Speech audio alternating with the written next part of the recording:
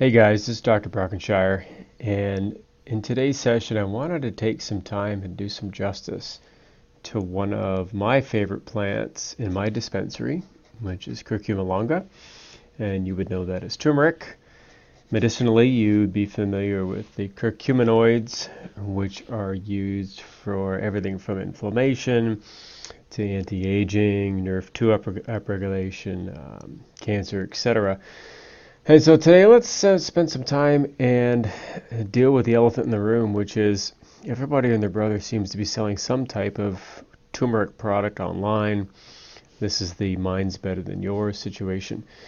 And keep in mind that we have 3 really good products from Physica Energetics that are turmeric friendly. If you want to know more about these types of sessions, you can check out our website at innovativehealthdoctors.com. You can follow us on Facebook, check us out on Instagram. Always keep in mind that, we do have a disclaimer. I am a chiropractor, I'm an herbalist. I'm coming at you from the standpoint of clinical effectiveness. I'm not a researcher. So what I'm talking about, I've seen in practice, I've seen in clinic.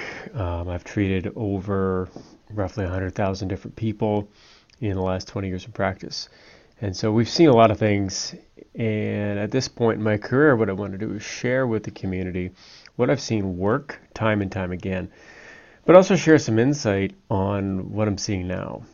And so 3 products that I've been using for the past 6 years that put curcuminoids to the forefront. The BioA curcumin is your go-to. That's the Mariva sourced curcuminoid product. That's our kind of our phytosome or liposome.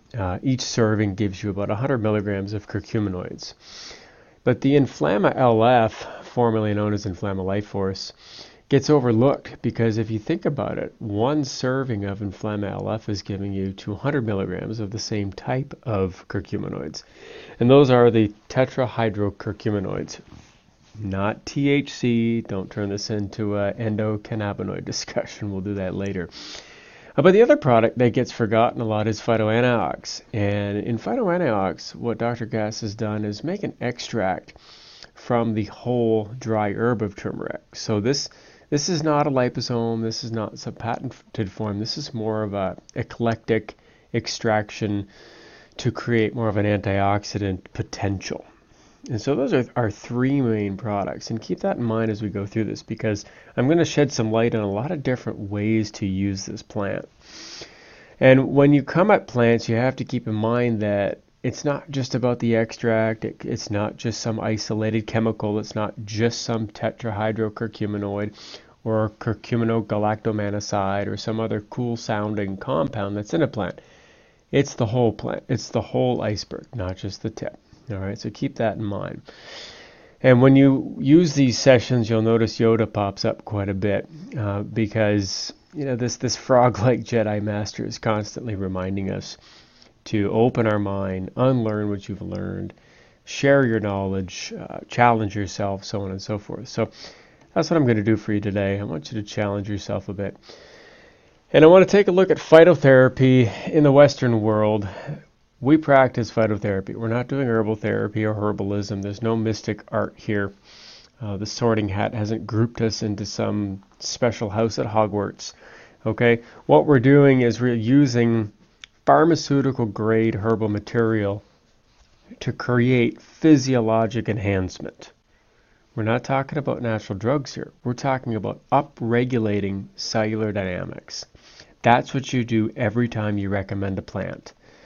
Even if you just make a really kicking cup of coffee, you're upregulating physiologic enhancement.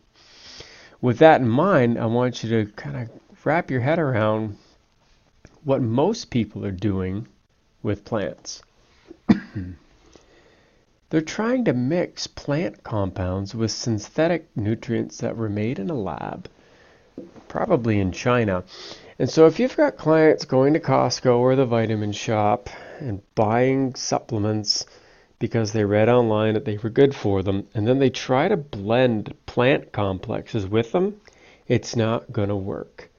Rule number 5 here says herbs combine better with foods. And as a species, this is what we've always done. We've always used herbs with foods. Garlic is a perfect example. Put garlic on anything. Cilantro is another example. Cilantro is used in a lot of traditional Latin cooking. Yes, it's medicinal, but it enhances the effect of food. So if your patients are using vitamins and you're recommending herbs, I want you to school them a bit on herbs do better with foods, not vitamins. And so this takes us back to our core mandate or our central principle, which is you better figure out what tool you need to use at the right level and time, but particularly within that right sequence. And I'll let you shake that down as you think about all the different cases tonight, and I'm going to put a lot of cases into your head. So if you do a quick Facebook scroll or Instagram, you're going to run across a lot of different people selling different types of turmeric. And this quote by Upton Sinclair rings true today, that how do you really get somebody to understand the nuances of something if their way of life depends on a lie? And I'm talking about adding pepper to turmeric, making it more bioavailable, or you've got to put turmeric in coconut milk for it to work, and this is a fact and that's a fact. And frankly, the beautiful thing about science is science doesn't care what you believe. Science is just a fact. So we know that if we add X amount of biopyrine to a water-soluble turmeric extract, we can improve bioavailability. Don't get caught up in these online discussions. They're full of trolls and they're full of people trying to sell you something. Medicinally, your patients need you to understand that concept. So, phytochemicals from plants, like the catechins from green tea, or resveratrol from Japanese knotweed or red wine, or the polyphenols from black coffee, so on and so forth. Every plant has phytochemicals. We know that the more phytochemicals our patients consume, the less oxidative stress they have at a cellular level, which means that their cellular apparatus for protecting themselves can work at a higher level. And I'm talking about nuclear response factor 2, NRF2. And we're also talking about the core source of inflammation, which is NF-kappa B. And so those are two major cellular components that we want to pay attention to, because if we can help those work properly, you can pretty much change all manners of disease expression. So when we look at the average cell in the average North American, if you're deficient in phytochemicals, what we're going to end up with is extreme levels of inflammation. And we're going to have impaired apoptosis.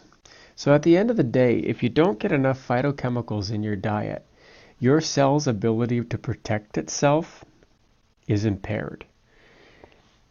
When you impair the cell's natural ability to defend itself, you end up with cellular invasion and cellular destruction. And that leads to uncontrolled cellular growth. And so we're talking about cancer, we're talking about cognitive decline, we're talking about heart disease, runaway inflammation of all sorts, all because we didn't get enough phytonutrients. And so if people can't consume the phytonutrients they need, then we need to get them phytonutrient-rich products that they can put in their body on a daily basis. Things like turmeric, green tea, rosemary, those are my favorites. But even straight up resveratrol can go a long way.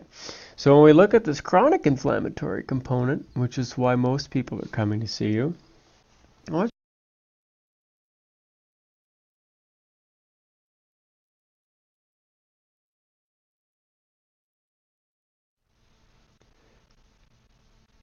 with delayed inflammation, and that can come from a lot of different sources, not just arthritis or joint disease, but different types of infections like Lyme and mono can deal with this.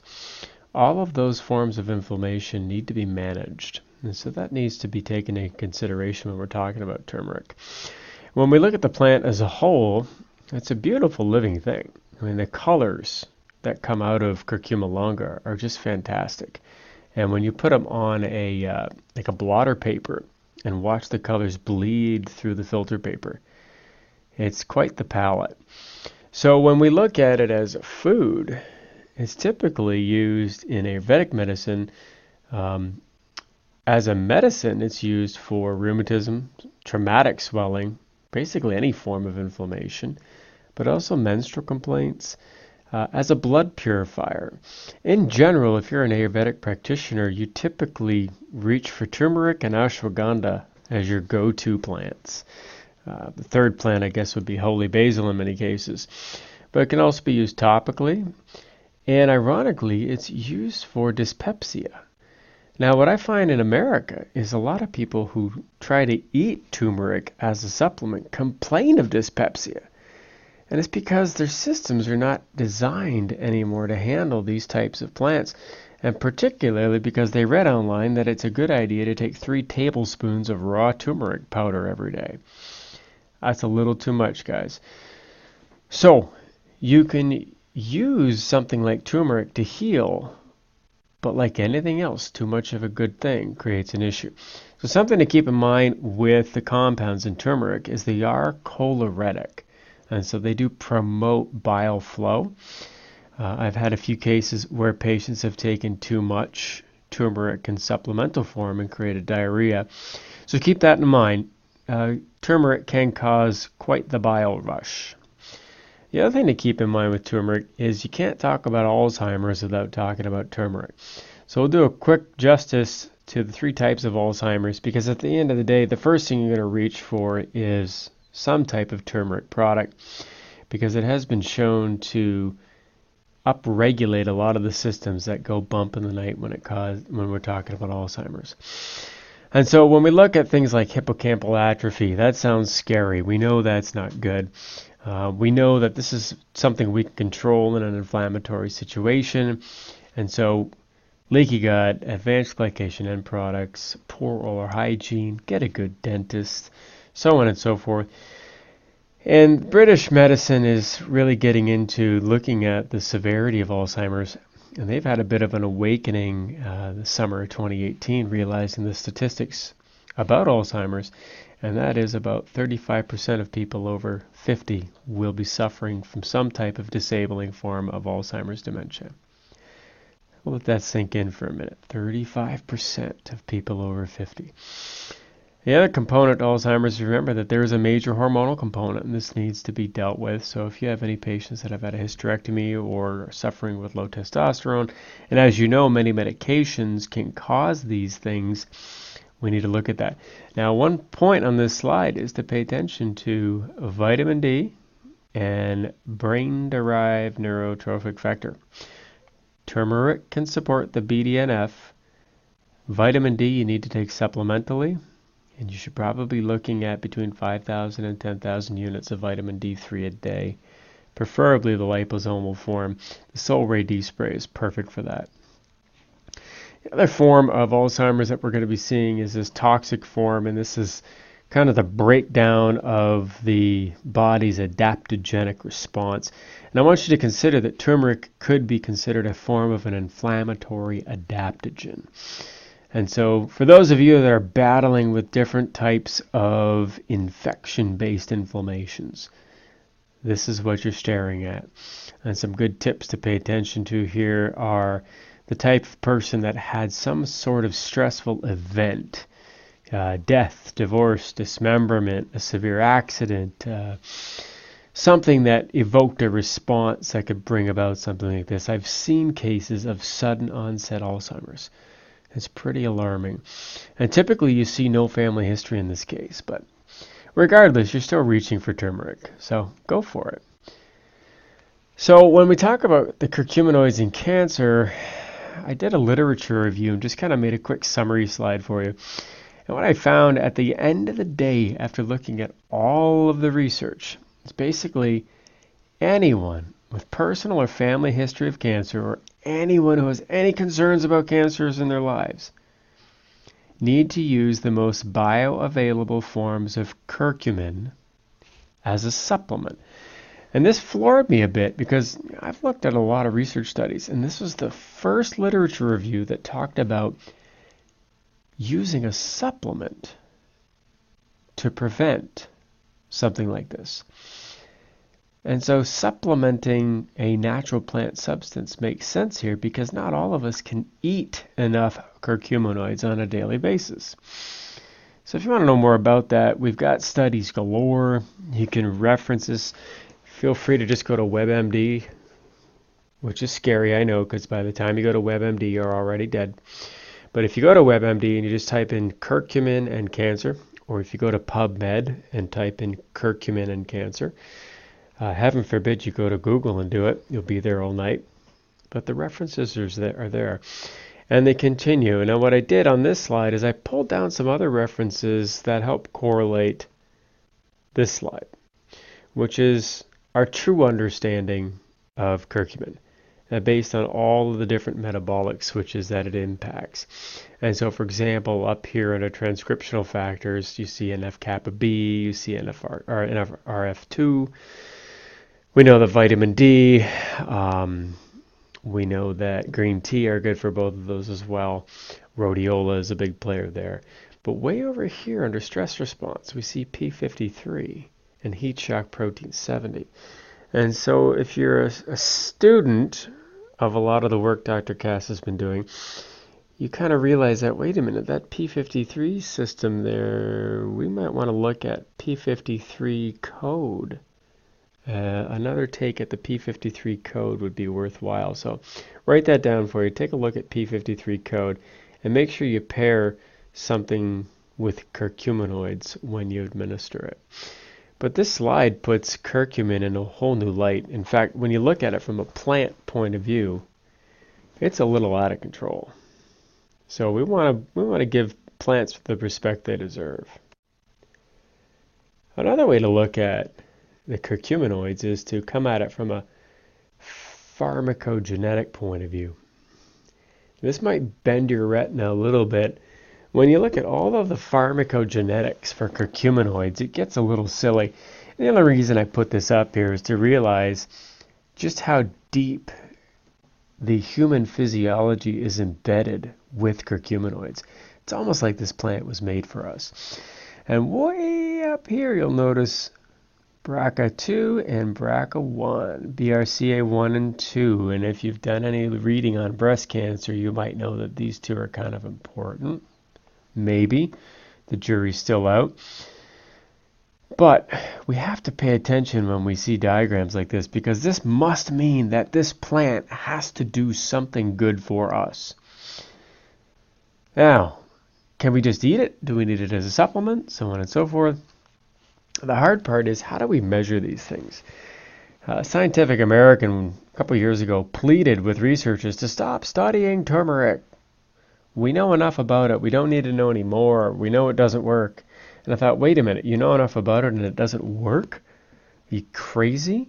There's thousands of studies that show it has potential impact for human metabolism and really human freedom from disease. And yet they still had a point, and it's because the bioavailability of raw curcumin is quite poor. So when I describe this to people, I say, look, if you're going to make a cup of tea, a cup of turmeric tea,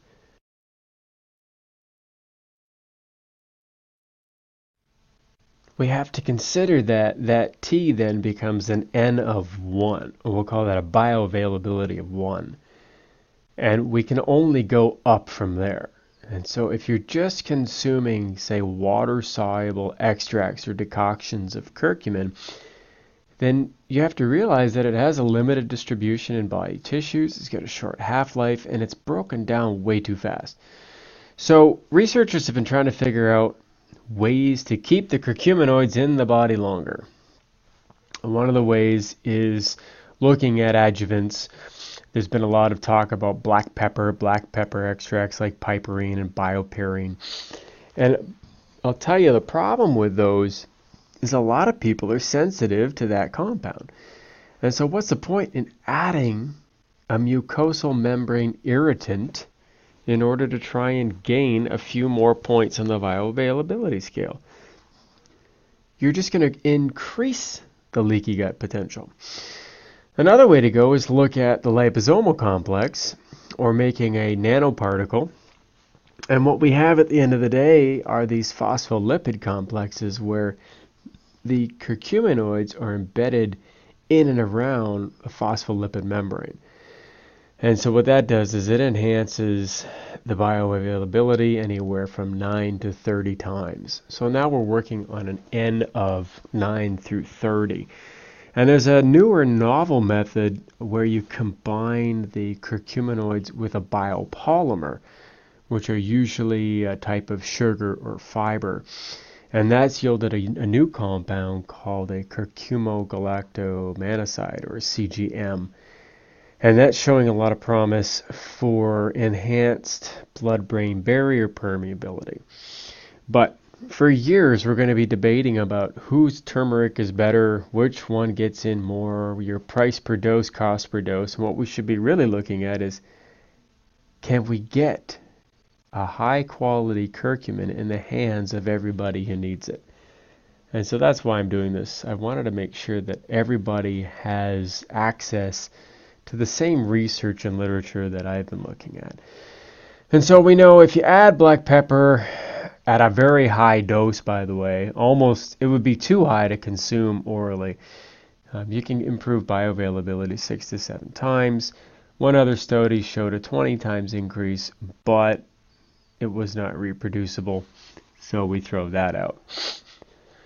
When you look at the phospholipid concept, over 9 volunteers, we're looking at, let's say, 30 times as an average compared to that cup of tea. So using a phospholipid, we can get about a 30-time improvement compared to that single cup of tea.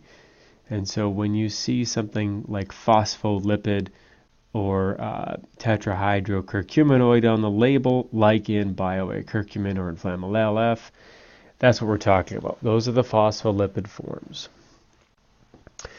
So when we look at other reasons you might want to look at the curcuminoids, well, depression's a big one, and this is where we have to start talking about dosage.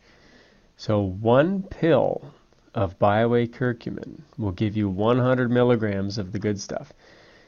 And this study is saying that we need to dose somewhere between 500 to 2,000 of the good stuff. So if you want to come at depression with curcumin, you're going to need to dose about 5 pills a day minimum.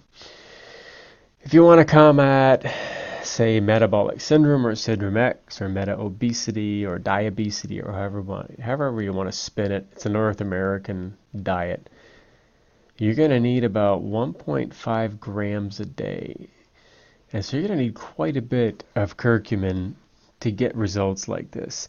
And what I want you to remember is a lot of this insulin sensitivity stuff hauls back to bitter receptor imbalance. And keep in mind that turmeric is a type of ginger, and it is quite bitter. So you're going to find that a lot of the other herbs out there that are bitter in nature can also improve insulin sensitivity. Keep that in mind, because I'm sure Dr. Cass has something up his sleeve for insulin sensitivity, hint, hint, coming soon. When we talk about inflammation, this is where we've seen most of the literature, but keep in mind that just to drop CRP, or C-reactive protein, you only need about 300 milligrams a day. And that's only 3 pills a day. That's pretty awesome. If you want to look at post-op type stuff, so let's say somebody just had a joint replacement, etc., a lot of inflammation, then you might want to be dosing 3 to 4 pills several times a day of the BioA curcumin. And this is why it's important to consider combining the turmeric products with other products like Inflamil LF. And so when it comes to straight up inflammatory support, I'm going to suggest you mix Inflamil LF with BioA curcumin. For CVD and other types of cardiovascular inflammation, you're going to have to up the dose again. Keep that in mind. This is dosage dependent. So you've got to address that you're going to need quite a bit of curcuminoids. And this is why just drinking it as a tea or eating it in your food doesn't cut it. There's no physical way you're going to eat enough turmeric to get 4 grams of curcuminoids every day. It's going to give you diarrhea. Your teeth are going to turn dark golden. And after all that teeth whitening, go figure. So when we look at these studies, we realize that dosage is key, and that goes for most plants, that dosage is key, and that you've got to know what you're dealing with, and you need a reliable support and a reliable supply. So there's a couple other ways to look at the curcuminoids in general. And one of the ones that caught me off guard was as an H2 receptor antagonist. I think, whoa, because I treat a lot of kids and they have these H2 or histamine 2 imbalances. And these are the kids that break out in hives too easily, that have bizarre food allergies, but they only affect them in the stomach. It's weird, but whereas curcumin in some people could cause reflux, a lot of people it actually helps. So I want you to test some of your stubborn reflux patients out on curcuminoids. If you've got somebody with weird allergies and GERD, try some curcumin on them. Have them take 2 BioA curcumin twice a day and see if it improves. And my suggestion, when you're taking capsules, don't take them with cold water. Make sure you take them with warm water. It'll help everything dissolve a little better. Another interesting point I saw was the usage for PMS, particularly pain and cramping, and as a mood elevator. And I thought, man, this plant really knows no bounds. So in this one Iranian study, it also noticed that the brain-derived neurotrophic factors were higher in women who were using their curcuminoids for menstrual problems. There's another study that came out of that as well, that their seasonal allergic rhinitis went down. So as we're going into what we call hay fever season up here in the Great Lakes, I want you to consider that maybe we should be looking at a curcumin as an anti-allergic rhinitis plant. I mean, after all, we're talking about inflammation. So there's a lot of different ways to use this plant. Another way to consider it is for chronic stress. We do know that if you can get enough curcuminoids in the brain over 4 to 6 weeks, you can actually reduce perceived stress. And so there's a little tidbit there. If you've got somebody who just cannot get over the stress they're under, why not try 2 BioA curcumin twice a day for 6 weeks and see if it improves their stress response? It's been working in practice. It's pretty amazing. Obviously, you use it for inflammation. It's safe to use in autoimmune situations, so on and so forth. And there's really no limits to this plant. Now, as a secondary plant, when we look at the rampant upregulation or uptick statistically in fatty liver lately, this could be one of those herbs that does us justice. So anybody that's been given a diagnosis of non-alcoholic fatty liver lately might want to consider a high-dose course of curcuminoids. That would be 3 or 4 BioA curcumin twice a day. Do that for 6 to 8 weeks and retest. Some amazing things going on genetically with this plant. When you look at all the systems involved, it's obviously a no-brainer. If you're going to pick one plant, pick turmeric.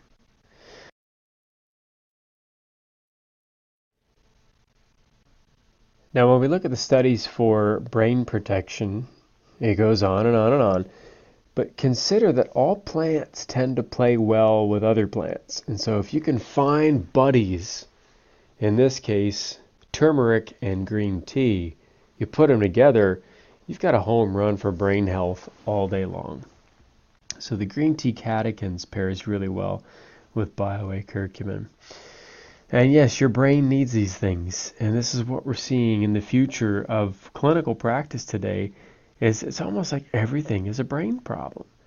And you got to wrap your head around that. Like, we need a way to test for this stuff. And so the easiest way to test for general brain health is just to do a modified Romberg's test.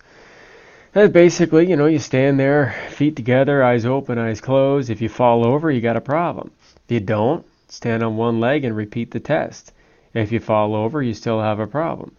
And so if you have a problem, then you can administer one of these items like curcumin or green tea, and you can watch their balance change right in front of you. And so let's demonstrate what that looks like.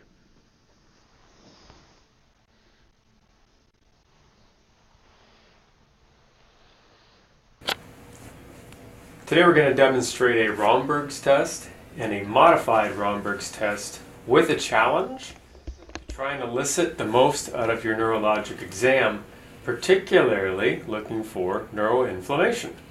So the first step of the test is to have the patient stand on a good footing, preferably barefoot, with their feet together, and instruct the patient that they might feel a little wobbly. That's okay, but the first rule of the Romberg's test is don't let the patient fall. So, step 1, feet are together, correct. Step 2, put your arms out in front of you, palms up. Step 3, close your eyes and don't fall. You have to do this for at least 10 seconds, preferably 30 seconds. And note any particular sway that happens with the patient. Perfect, open your eyes. Another thing to note is that to do this test correctly, patients must be at least 8 years or older from a neurodevelopmentary point of view. So the modified version of the Romberg's has the patient stand on one leg. I let them choose the leg, with their hands relaxed, their tongue in their mouth, and their eyes open. They stand there and breathe for a minimum of 10 seconds. Once they've demonstrated that, I'll have them look through the 6 cardinal signs of gaze without moving their head. So look your eyes to the left and don't move your head. To the right, look down to the floor, look up into your head, and I want you to look at your nose. Pay attention to any sway or shift in their balance. Excellent. Are you balanced and comfortable like that? Perfect. The final piece of this modification is to have the patient close their eyes and try to stay standing for, again, a minimum of 10 seconds. And any failure needs to be noted, particularly the side of failure, which indicates the region of the lesion, which is usually an inflammatory lesion, which we cover in our neuroinflammation workshop. Okay, to enhance this test for individuals who have exceptional balance, we'll use a Bosu ball. So stand up on the Bosu, please, ankles together. And this is just going to challenge the brain even further in an unstable environment. Feel balanced? Okay, arms in front of you, palms up. Close your eyes when you're ready, don't fall. And you can see how the instability challenges the brain at a much higher level than just stable ground. So we use the Bosu for our advanced athletes, gymnasts, figure skaters, ninja warrior types, etc. That's too easy to do. If you want to know more about doing tests like that, hands-on tests, just go ahead and text the word muscle test to that phone number. And we've got some other muscle testing videos for you with some product recommendations for each test. Muscle testing is not difficult. It's been made to look difficult, but once you understand the physiology and the neurology behind it, it really is a gateway to helping people kind of get out of a funk. And it's also the most cost-effective way to gain information from that person's body, particularly when we're dealing with all of these polysystemic conditions today in practice. So at the end of the day, we're really looking at turmeric as our prime neuroinflammatory plant. And this is what practice today looks like. Neurotransmitter dysfunction, mitochondrial dysfunction, hormonal dysfunction. People can't remember anything. They have no energy, but they can't sleep. They can't figure out what's happening to me. So turmeric might be that plant for us to open the door in these cases and really see where it can take us. And if you're watching your patient base, you're noticing that a lot of people are starting to develop this weird ataxia, that they're a little wobbly, their balance is off, particularly people over 50. And while a lot of research studies are attributing this just to gluten, it really has a lot to do with how the thyroid is responding to gluten. Because remember, gluten is just another source of inflammation. So anybody with thyroid issues or balance issues needs to be looking at turmeric as their primary plant. Of course, we'll look at B vitamins and methylation and all that other type of data. But I think a lot of this Hashimoto stuff, a lot of these hypothyroid situations can be improved by just addressing the inflammatory components.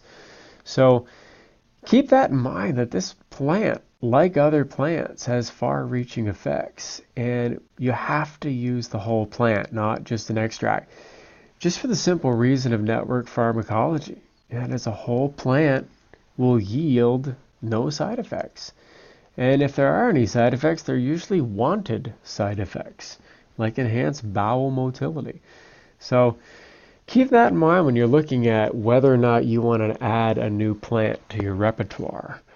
A new plant like, say, gynostemma. So that's about all I want to say on turmeric and the curcuminoids. Stay tuned for other modules on topics such as this, and we look forward to talking to you in the future. In the meantime, study hard, practice well, and this is Dr. Brockenshire calling it a day.